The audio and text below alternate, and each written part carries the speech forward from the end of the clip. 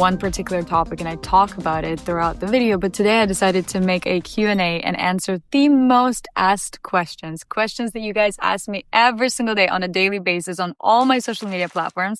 So I decided to make a video about that and talk about everything briefly and answer those questions for you guys and hopefully inspire you and help you with whatever you are going through. So let's get into it. And the first question is, how do you stay disciplined? It is so crazy, but in my case, I had to literally teach myself to live in a flow because I was way too disciplined. Like my teenage years, I literally put myself in a prison of discipline because that's what everyone's talking about. That in order to be successful, you have to be disciplined. You have to wake up early.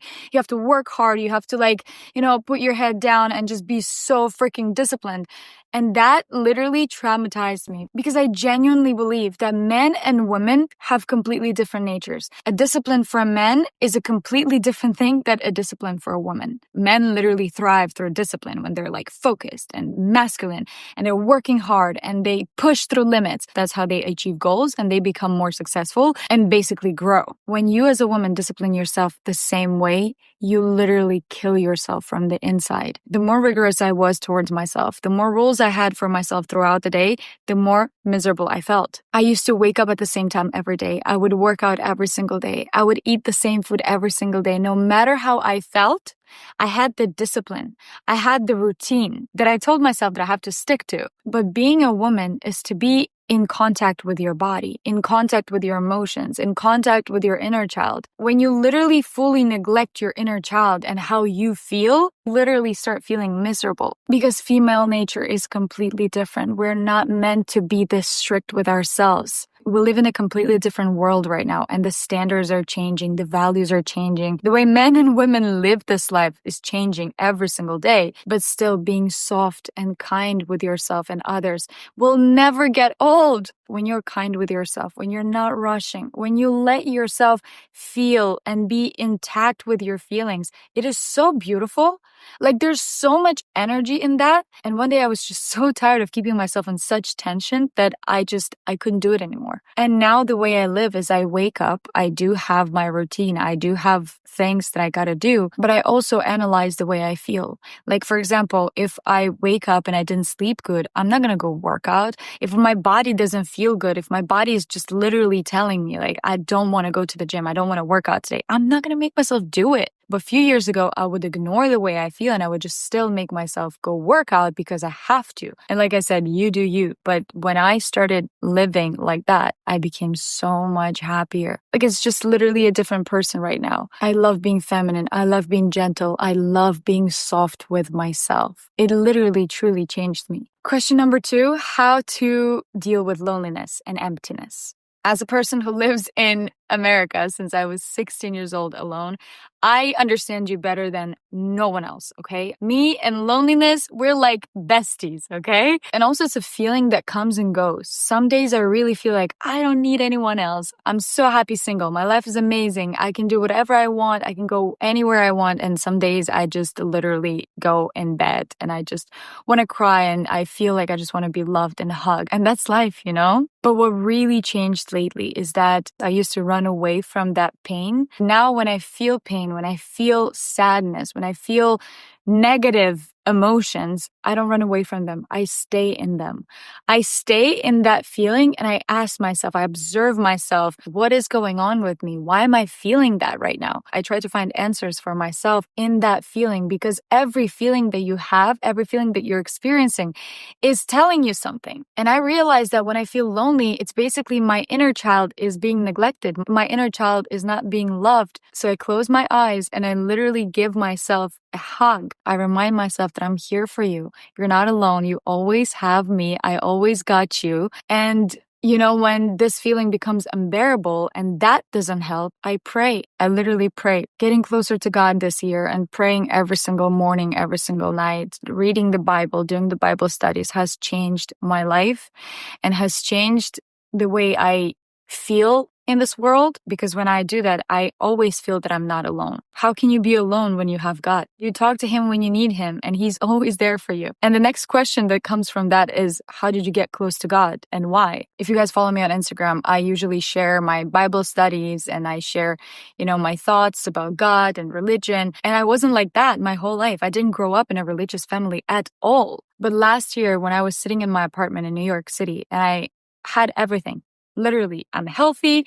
I have everything I want. I'm in my dream apartment. I literally have everything I ever dreamed about. And I felt so miserable. Like my soul was just empty. And I thought, oh, I'm just going to leave New York. I'm going to go somewhere else. And the moment I land somewhere else, first week, I feel amazing. I feel incredible, fulfilled.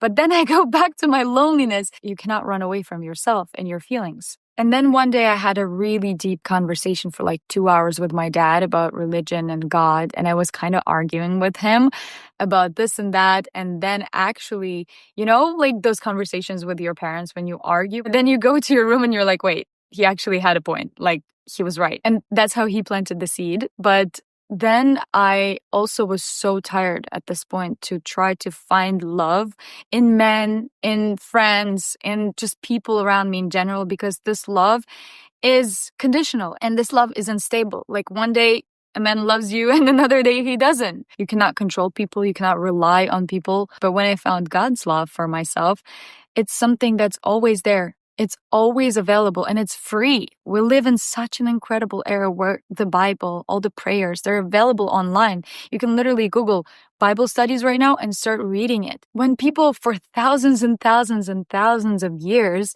they had to have a physical book. They had to go to church. They had to do so many different things and even hide in their religion because it was something not acceptable. When now you can be whoever you want, choose the religion that you want, convert if you want to any religion that you want, and it still will be at some point accepted. The more I study the Bible, the more I see that people that lived thousands and thousands years ago, they had literally the same struggles, literally the same problems. They went through literally the same situations as we do, and all the answers are right there. And you're just oblivious and lazy to open it and actually study it. Also, never in my life I will go online and preach that you need to be religious, you need to believe in Jesus, you need to live with God. Like, no.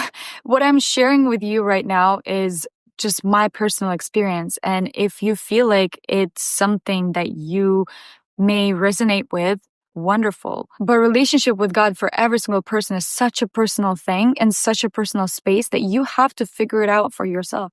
You have to come to the point in life where you crave that relationship, where you need it. But if your soul is asking for spiritual growth, then paying attention to that feeling is beautiful. And the next question is, how did I learn trading and investing? Good question. So a few years ago, it was summer and I had so much free time and I didn't have money. I mean, I didn't have enough money to like travel and do whatever I want. So I was like, okay, what is out there that I can do that can be passive, that I can be on my couch and make money, preferably a lot of money and super, super fast. I know it sounds crazy, but that's what trading is. It's basically gambling. And if you don't do it right, if you don't have the knowledge and the logic that it requires, you will lose a lot of money. And the first year that I was trading, I did lose quite a lot. But those losses, they taught me a lot. And now I don't do the same, tactics, the same things that led me to the losses. And I'm actually grateful for that experience. Listen to me right now. If you have an addictive personality, there's people out there that cannot stop. They want to invest more and more. They want to gamble more and more. Do not start if you have that kind of personality. I beg you. And also, I don't trade crypto. I don't trade, like the classic way. I trade options. How I got into it?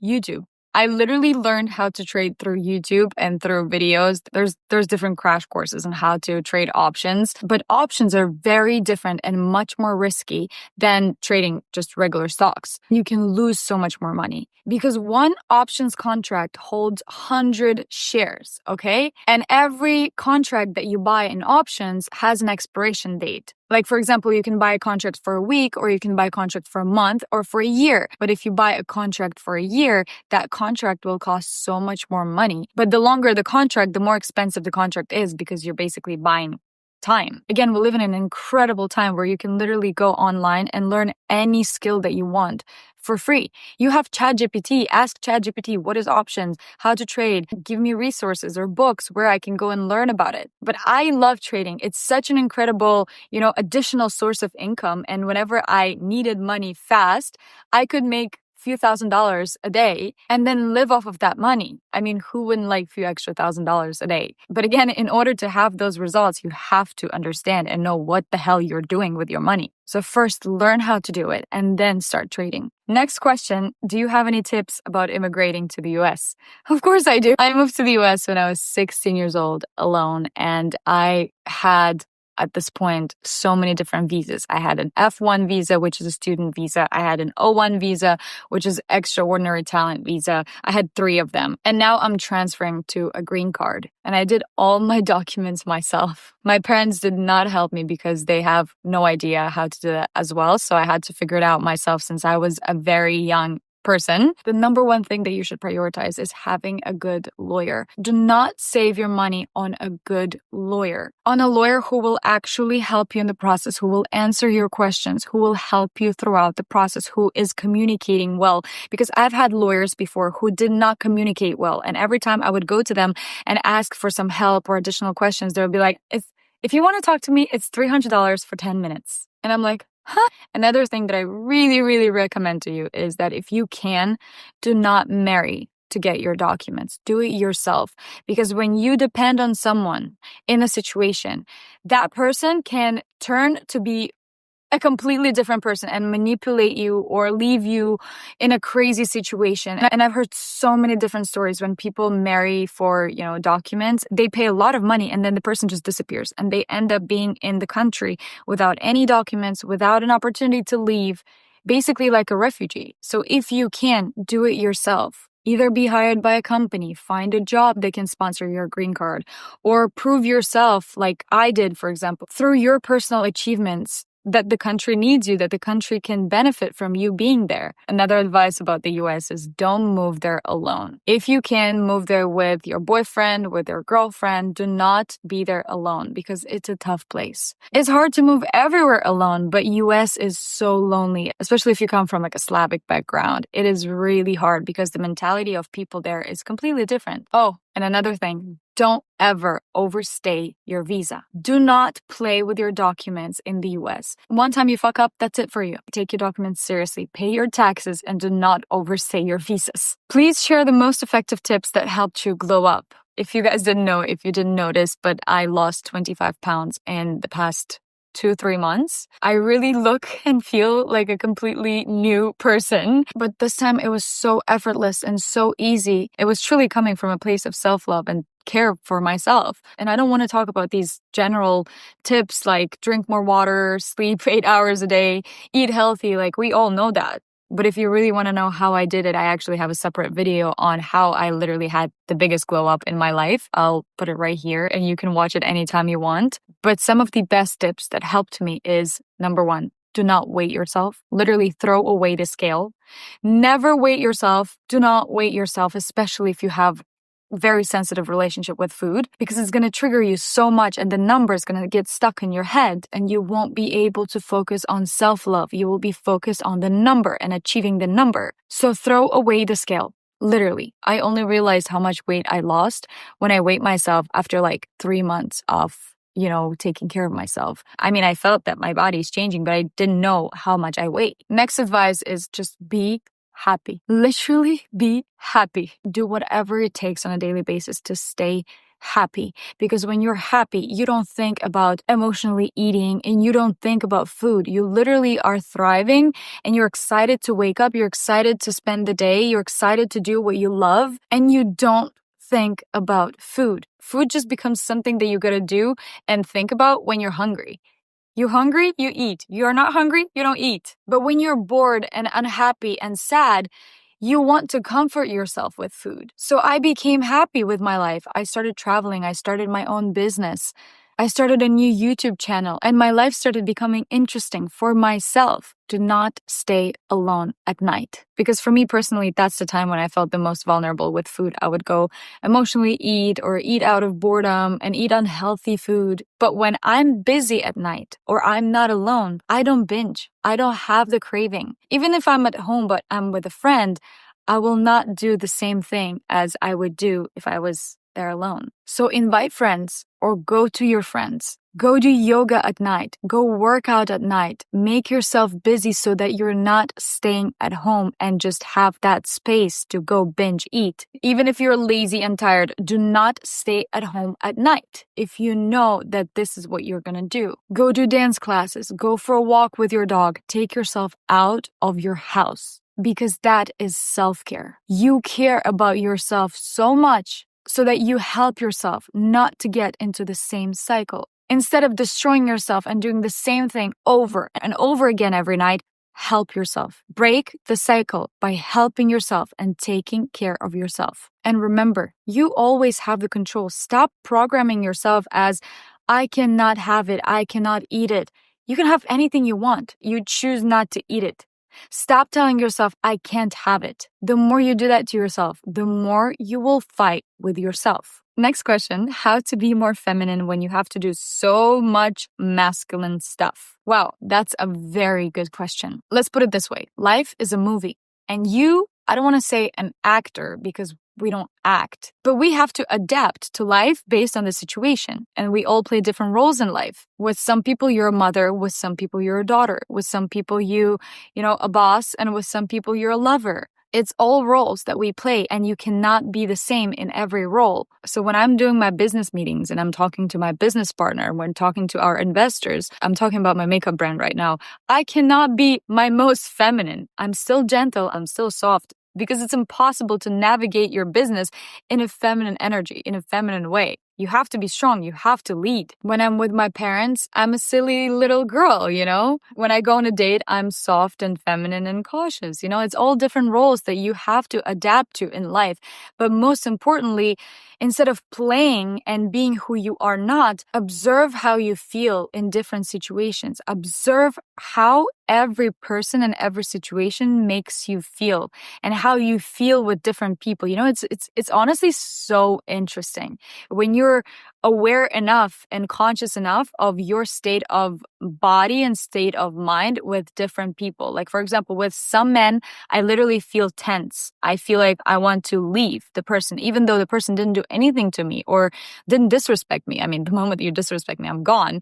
But with some men, literally my body feels like more tense and more stiff. And with some men, I'm just more relaxed, more like open and more funny, more bubbly. It's very interesting to observe that. But in order to stay as feminine as possible, you have to chill. You have to calm down. Because when you're anxious, when you're running around and doing so many things at the same time, you cannot stay feminine. You need to be quiet. Your mind needs to be quiet. You need to support yourself and make yourself feel safe. When you are safe and your inner child is safe, that's when you can feel feminine. And the last question for today is how to make men respect you. As simple as it sounds, you have to respect yourself first. If you don't respect yourself, other people will look at you. They will see how you treat yourself, how you neglect yourself, and they won't respect you either. How can you ask someone to respect you if you don't respect yourself? But let's look at why we women respect men. We respect a man who has his life together, who is successful, who is independent, who is respectful, who is smart. So literally the same thing goes to us. Men respect us when we are independent, when we have our life together, when we can take care of ourselves, when we are smart. They literally respect us for the same things. Well, also loyalty is a huge factor, okay? But when you have your own life going on for yourself, you have your own friends, your own circles, your own environment, your own rules, your own apartment, when you have your own life and your own money, they respect you so much more because they cannot control you. They cannot tell you what to do and how to live. A woman that has her own life going on, she's going to be like, babe, that doesn't work for me. Bye. And it's just so beautiful to have a partnership, not a relationship where you just do everything that a man tells you, but you come home to each other and you support each other, you share with each other. It's such a cool way to live this life. Well, that was it for today, guys. Thank you so much for watching this video till the end. I really hope that you found something interesting or important for you in this video. And let me know if you have any more questions that you would like me to answer in the comments below. I love reading your comments. I'm so grateful for your support. And I'll see you guys very, very soon in my next video. And again, thank you so much for staying till the end of this video. And remember that today is your day. Love you.